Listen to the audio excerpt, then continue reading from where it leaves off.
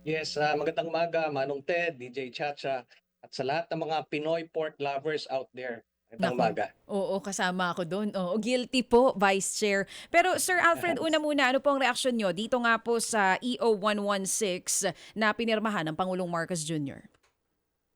Actually, medyo nagulat po kami, no? At actually, mga kasama natin ay naghihimagsik na at talagang nagagalit na, no? Pag nakita niyo siguro, napansin niyo sa mga Facebook, ang dami talagang mga comments na regarding dito. Kasi ah, ang ang kasi, ang premise kasi, merong misinform kasi kay Pangulo. Sa tingin namin, no, yun, mga advisor niya, mga economic team, na nagsasabi kaya daw pinirmahan nitong increase is dahil daw kakulangan ng baboy. Ay, hindi po totoo yun. Sa katunayan po, napakaraming baboy at bahabahan po ang local na production at also yung imported, napakarami. If I may be allowed to say some figures, no? Yung Mhm. production po na sinabi ng Department of Agriculture at saka PSA last year ay 1.65 billion kilos, no? Live weight po 'yan. So, ano natin sa dress weight at 85% recovery, mga 1.4 billion kilos 'yon. Ang inangkat po last year, no, sa import ay approximately 891 million kilos. Ibig sabihin niyan, ang total na pork na available sa merkado ay 2.3 billion kilos, no? Eh ano naman sa tingin natin ang ano, bakit may pagkukulang ba o wala? Tingnan natin yung demand. Ang per capita po according to PSA is between 14.5 kilos to 15 kilos. So kung i-multiply mo yan sa 118 million na populasyon natin, tanggalin mo yung 2 milyon na nasa abroad, mga OFW natin. So times 116 million ay lumalabas ang kailangan nating karne sa isang taon ay 1.74 billion. So kung i-minus mo yung 2.3 sa 1.74, eh meron tayong oversupply ng pork sa ngayon, no, 560 million. So napakarami yun, kaya bumabagsak po yung presyo ng live weight at umaangal na po yung mga ating mga farmers at marami po nalulugi na, no. Ang production cost kasi nung kinompute natin last year nung hindi pa nagkaroon ng giyera is already 180 to 200 pesos per kilo. Kaya nga kung naalala nyo, humingi tayo ng parang price ceiling sana do sa live weight, sana at least 210 bilhin ng mga biyahero. Ano yun eh, I think nag-agree po si Secretary Kiko Chu Laurel during that time, ano. So sa ngayon, yun cost to produce siyempre tumaas, no, lalo na dahil dito sa gera, tumaas yung mga ano, mga gasolina, mga krudo, so yung logistics tumaas. Alam mo naman yung mga karamihan ng mga feeds natin ay galing imported. Hmm. Tapos ang peso dollar pa sobrang tumaas din. Kaya yung cost of feeds natin ngayon talagang tumaas ng halos 35 to 40%, no? Ang live weight po sa kasalukuyan ay nasa between 165 to 170 yung dito sa Quezon, Batangas, hanggang pinakamataas sa Bulacan area 190. Mm. So pag titingnan mo yung presyo na yan, eh talagang lugi pa po ang mga hog farmers, kaya nagugulat po kami bakit pa nagkaroon ng MAV, no? Eh Hmm. ang MAV naman, ah, pag tinaas mo yan, ibig sabihin nun, from 25% na dati nila inaangkat outside MAV, magiging 15% na lang yung taripa na babayaran nila. Mm. So, siyempre, ang advantage lang dito ay yung mga importers, lalaki lang yung Okay. kita nila. Pero hindi Siguro, naman nakita naman natin sa ano, mm, hindi naman talagang napupunta sa mga consumers yung presyo na di-discount nila. okay, sige. So, Yun Sir po. Alfred, alam nyo, masakit sa batok yung kwentada nyo, no, yung mga per capita na ganyan. Ang paliwanag dyan kasi ni Sir Alfred ay yung pangangailangan natin sa bawat isang Pilipino, meaning per capita, ilang bang kinukonsumo mong baboy. Ganun yun eh, no? So, bottom line Yes. dito, Sir Alfred, bottom line dito, number one, hindi tayo nagkukulang sa supply ng baboy. Tama? Mhm. Tama po. Ayun, yun ang klaro. Okay. Correct. Sobra-sobra po ang Yes, opo. inaangkat na baboy. Sorry. Opo. So dapat nga mga kapatid ho, sa halip nga po na sangayon ka ba dito? Sa halip nga na dagdagan mo yung volume na iyan, dapat nga bawasan. Ah, hindi naman nababawasan yan. Tama 'yon, dapat bawasan kasi Tama, ang di ba? importation last year 891 million. Correct. Dapat po nasa mga 400 to 500 million lang po. Kaya nga, so that's the point, right? To simplify the discussion, no? Alfred, no? Nailatag niya ang lahat ng informasyon. Kasi Alfred, pupuntahan natin tong mismong bantay presyo ng DA, ha? Okay. Puntahan natin, pork belly. Ang pinakamahal dito, 460 per kilo. Ang prevailing daw dito, 400. Okay? Ngayon, yung frozen kasim, 280 ang pinakamahal, ang prevailing ay 250. Frozen liempo, 360 ang pinakamataas, 300 po ang prevailing. So ito ho mga kapatid, kapag frozen, usually nga, ito po yung mga imported, di ba, Sir Alfred? Yes po. Yes, Yan ang mga okay, imported, okay. mga frozen. Okay. Yan, Pero meron din mga frozen na local meron din kasi- naman, meron din, yes. meron din po. Okay. Pero of course, mas maganda nga yung live, no, na hindi pa frozen kasi nga Yes. buhay na kinatay. Okay. Yes. Okay. Ikumpara natin, kung ganito ang presyo sa palengke, magkano ba kung local yan na frozen, halimbawa, ilagay natin sa frozen liempo. Yung liempo na imported na frozen, magkano ba parating nun? At yung ating local na frozen na liempo, magkano ba yan? Kung ating ikukumpara sa presyo sa palengke, kasi ang laging kinakatwiran ng economic managers dito sa kapakanan ng consumer. Diba? Go ahead. Yes po. Actually, sinubukan na natin yan no? For more than a year, nagkakaroon tayo ng SRP. No? Ang laging inaano ng DA is yung mga live weight natin. Last year, nung March, no, bago mag-eleksyon, tumaas medyo yung live weight natin dahil nga nagkaroon ng mas mataas na demand. Kasi ano naman lahat naman dito, demand and supply. No? So tumaas ang demand, tumaas po yung live weight at nakiusap po ang DA sa atin na i-price cap natin SRP ng 230 during that time ang live weight. Meron tayong ginawang computation with DA. Sinasabi ang live weight plus ang patong ng biyahero is about 70 pesos. So ibig sabihin nun 230 plus 70 nasa 300. No? Tapos ang patong ng mga retailers dapat nasa 50. So magiging 350. Yan ang presyo po ng kasim. Ang liempo naman sinet natin ng 380. Mhm. Yan ang usapan during that time. Pero hindi naman talaga nasunod. Ang mga farmers 95% po nag-comply kami. Nagsakripisyo po kami at nagbaba kami ng live weight hanggang 230. Mhm. So pero sa merkado nasa 400 pa rin hanggang matapos na eleksyon nasa 460, 480 ang liempo. Okay. Oo. Last month 2 weeks ago siguro no, si DA Secretary nagka-request na naman ng meeting. Gusto nila magkaroon ng price cap sa liempo kasi nga nakikita nga nila report mo nga yung fresh liempo nasa 400 plus. Mm. Gusto nila gawing 380 which is acceptable no kasi ang live weight ka namin nasa 170 to 190. So kahit na i-add mo yung margin ng biyahero at saka retailer nasa 300 pa lang. So yun liempo kayang-kaya talaga sa 380 pero hindi talaga nasusunod kasi nga there is meron talagang yun sa natin yung mga biyahero at saka trader.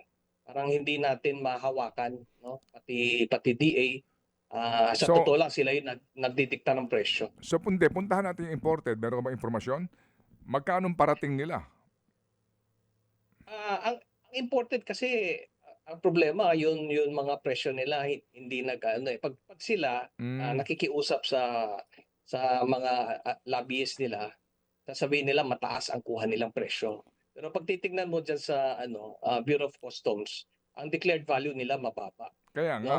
So Kaya nga, sige. So, lumalabas, ah, pag kino-compute natin, lumalabas, mura lang yung nila, yung mga parang tama. 197. Kung tama Mm, kung naalala ko tama ang okay. sinabi ni Mm, Chairman Rosendo So dati, para mga mm. 197. So Sige. malaki pa rin yung margin sila kasi sumasabay sila sa wet markets Sige, sa okay. presyo ng Anyway, fresh. sige. Dito ngayon sa ating pinag-uusapan ito, anong balak yung gawin? Kasi ito'y tuloy na. At kamo, mali ang nakakarating na informasyon kay Pangulong Marcos kaya siya pumayag dito. Sino bang kumakausap sa kanya kung hindi si Chu Laurel? Di ba? Yun ang kanyang agriculture secretary. Hindi po, actually nakausap na namin si Secretary Laurel after this na Mm, napirmahan. At talagang sinabi naman yan at hindi rin siya na-inform, nagulat din siya. Actually, ang unang pa nga nakaalam si Chairman Rosendo So ng Sinag Siya Sandali pa nga muna. nagsabi Sandali, kay Chu sandali. Laurel na Sandali. Alfred, oh, naniniwala ka yes. doon? Naniniwala ka, hindi niya alam? Naniniwala po naman kami kasi Okay. talaga for the Okay. past 2 years, Mm, talagang meron naman siyang suporta sa aming grupo, okay. no? Sige. Ang lang siyempre, Mm. siyempre sa Malacanang marami yan nakaupo 'di ba? Mga in Mm. economic team basically, yun po ang nakikita naming laging bubulong kay presidente. Well, kasi kung ako yung agriculture secretary na bina-bypass ako sa major decision na nakakaapekto sa aking constituency, in this case ay mga pork producers, ba't di pa ako mag-resign? 'Di ba? You know what Yeah. I'm saying? Well, anyway, that's tough, no, and harsh, no. Pero eto, Yes. anong balita nyo? Nanggagaling din kay Sa Chu Laurel ito, no? Sinasabi niya na meron daw siyang pinaghihinalaan na meron lang nakaka-corner na importer doon sa MAV. Ito ba, yes meron ba po. kayong impormasyon? Kasi nga kung sinasabi niya na may pinaghihinalaan siya para sa bigas din, may mga importers na iba-iba lang ang pangalan ng kumpanya pero binibigyan ng alokasyon pero isa lang may-ari. Meron ba kayong ganyang alam sa inyong grupo? Hindi namin alam, may pangalan na lumabas at yung balita ay galing din sa mga pahayag ni Secretary. O yun nga, ano ang inyong balak dito? Kasi kumbaga kayo naapektuhan kasi nga imported ang kalaban ninyo. At kung kayo Yes po. makikipagbakbakan sa kanila, talo kayo sa production cost. Murang-mura sila. And then Yes, of sa course. palengke, kung mas malaki ang patong ko doon sa imported, ako mas gusto ko nang ibenta ang imported, hindi ba? Common sense, Yes right? po. Okay. And then, kapag ganyan sinasabi ng DA Secretary, anong balak nyo dito? Na, papayag lang ba kayo sa ganyan na ginagawa lang katwiran ng mga consumers, yung pala, and ang nakikinabang na naman dito, yung mga importers na nakaka-corner sa dami ng volume na ibinibigay. Yes, tama.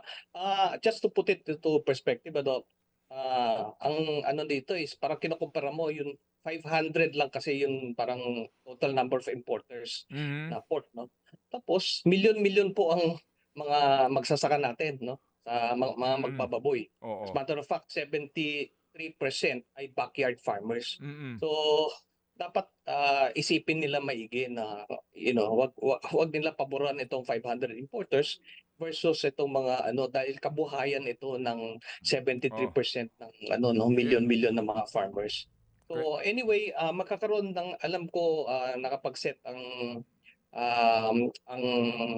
House of Representative, yung Committee on Agriculture and Food mm, ng meeting on June 2 at dadalo po kami at siyempre sasabihin po namin ang aming mga mm, hinain at titingnan natin, no, kasi ang House of Representatives kasi ang may oversight dito, mm, no, sa mm. EO na pinirmahan. So hopefully ma-convince natin yung ang Congress na sana paboran tayo at medyo i-hold muna ito. Pero meron din kaming assurance from Secretary Kiko na ngayon kasama ng presidente, nasa Tokyo. Japan, Kakausapin daw niya yung presidente at even the economic team na sabihin wag muna natin i-implement ito. Kasi okay. parang hindi nga talaga siya na-consulted regarding this, no. Oo, At oo. the same time meron din ongoing na na free trade agreement na ginagawa between European Union, no? Ang gusto rin nila ibabati yung taripa ng pork. Talagang favorite punching bag itong pork industry. Kawawa naman talaga yung mga magbababoy. Aba, hindi lang So hindi yun hindi po. hindi lang kayo, pati magmamanok. Hindi lang kayo. Yes. Oo, Mm. pati magmamanok, pati nga din sa bigas Oo, actually. pati bigas. Oo, alam mo Yes po. itong problema ng agrikultura natin ang bigat. Pero anyway, kaya kami tumawag sa iyo, Alfred sir, no, para lang namin maintindihan nga where you're coming from. At sana nga din doon sa sinasabi niyo na tumutulong sa inyo ang secretary, ang sa akin lang dito, sana hindi siya double face, no? Hindi yung kapag kaharap kayo, ay oo nga, ay oo nga, ay oo nga. Tapos na-bypass ako, pero hindi na titigil. Kasi itong isyong ito, ang sinasabi niya, meron daw po siya pinaghihinalaan. 18 kumpanya, isa lang ang address. Nabigyan po ng alokasyon ng importasyon ng baboy. Parehong-pareho sa bigas din ito eh. Lumabas din dun sa hearing ng Senado, di ba? So pare-pareho yung modus. Pero siya, nandidiyan, sinasabi niya na, hindi ko alam yan. Bypass ako dyan. Yun lang ang atin dito, Sir Alfred, na sana din, sana pag siya nakausap nyo, sabihan nyo na, Sir, ba't lagi kang walang alam? O mahirap magtanong nun, ano? Alfred, ano? Mahirap, ano? Mahirap sagutin yan, sir. Pero hindi Pero ba, kami naman, hindi ba kayo may nagtataka? kahit na paano, Hindi ba kayo nagtataka na bakit lagi siyang walang alam? ganun talaga pag nasa pagka hindi ka kakampi, di ba? Ah. Hindi mo talaga alam nangyayari. Tingnan mo sa Senado, hindi nga nila alam nakaalis na si Bato. Parang ganun lang.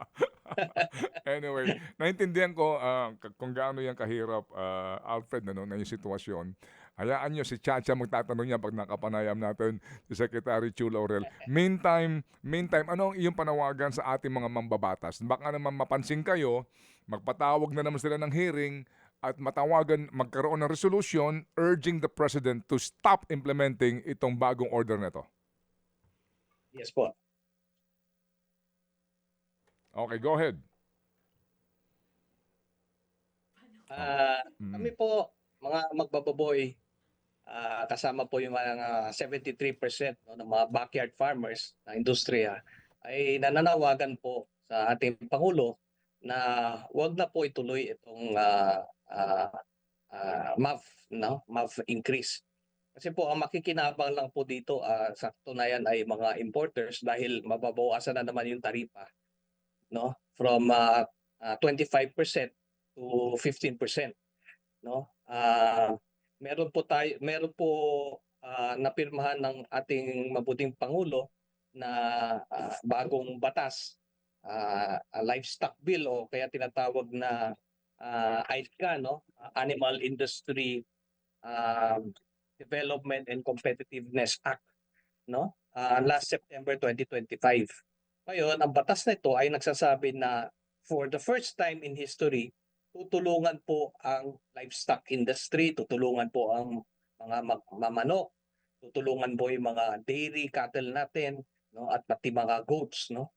So merong pondo na ilalaan, galing po ito sa taripa ng mga imported pork at chicken.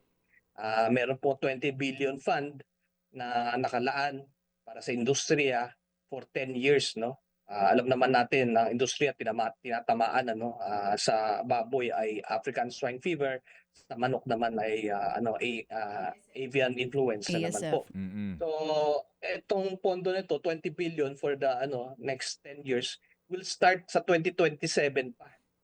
So saan tayo kukuha ng pondo kung panay baba ng taripa ang ginagawa po ng gobyerno? Opo. So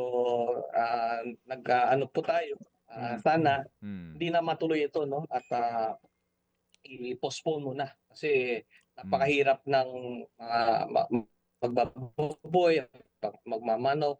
Opo. Lahat po nag-ooperate at below production cost. At alam naman natin ang tunay na food security dapat po galing sa talaga sa Atin. production, local Yes, production, opo, hindi po sa imported. Yes, sir. Kasi nga pag may mga lesson na natutunan natin katulad ng COVID panahon at saka itong mga gera ay pag magkaroon ng ganung sakuna, talagang tataas po yung presyo ng mga imported. No? Opo, opo. Sige po. So, Salamat kung sir. hindi yung suportahan yung local production at aasa tayo sa imported, di lalong tataas lahat. Salamat po. Opo, Sir Alfred, kami makikipag-ugnayan sa inyo ulit ha. Hahanap kami ng champion ninyo sa agrikultura para lang maipaabot itong isyong ito. At kami inyong kaisa sa inyong pinaglalaban. Salamat Sir Alfred. Salamat po na Thank you marami. po. Thank you. Mga kapatid, patuloy po kayong tumutok sa 105.9 True FM para sa totoong balita, impormasyon, music, and entertainment. Mag-subscribe sa aming YouTube channel at podcast at sundan nyo kami sa Facebook, Instagram, X at TikTok sa True Network PH. Bisitahin din po ang aming official website, truefm.ph. At panoorin din kami sa True TV Signal, Channel 19. Kami po ang 105.9 True FM. Laging true sa'yo, kapatid.